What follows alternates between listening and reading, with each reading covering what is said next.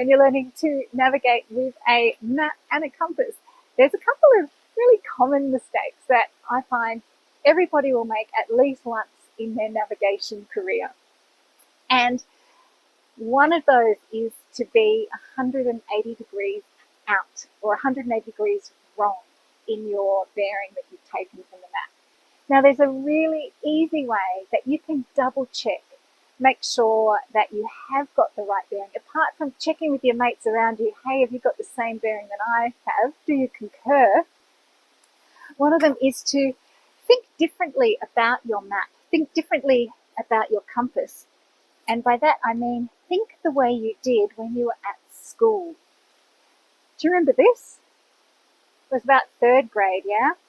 You got given the geometry set, the protractor. And when you think about the protractor, ours at school only ever looked like that, hey? Well, this one is twice as good. And it's actually a really handy tool when you think about your map.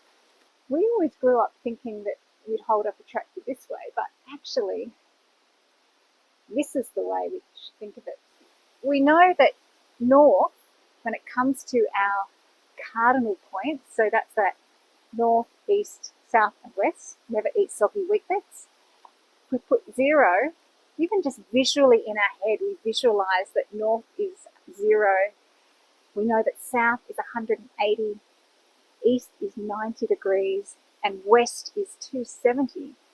Then we know if we're here and we're walking over here, we know that our angle should be somewhere in this kind of area, so somewhere between like 110 to 140 before we've even taken a proper bearing with our compass. So one really common mistake is instead of having your orienting arrow pointing north up to the top of the map, that's up here, is you accidentally have it pointing south to the bottom of the map down here. That's actually going to give us a bearing of around about, taking off 290. Now we know that's not right, because if we come back to here, 290 is in this direction, but we need to walk in that direction.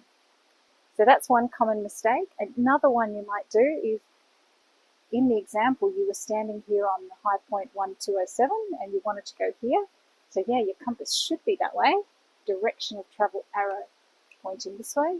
However, accidentally you might forget about this and just align it that way and still put your orienting arrow north.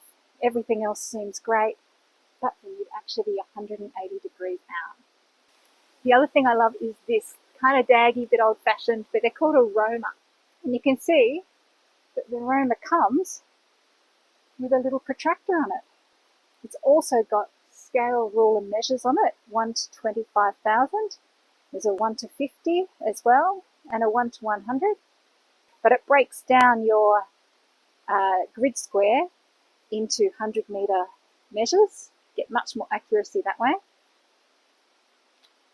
Put my protractor like that, and then I can see that the direction that I'm going to be walking in, my bearing should be, you can see it through under here, around about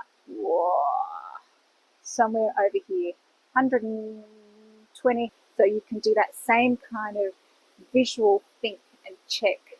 Where is my bearing meant to be, and where actually is it that I've dialed up, and am I 180 degrees out?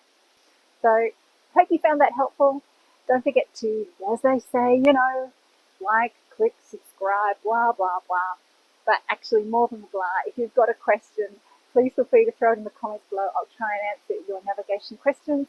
And don't forget to check out my book, How to Navigate: The Art of Traditional Mapping, Compass and Navigation in an Australian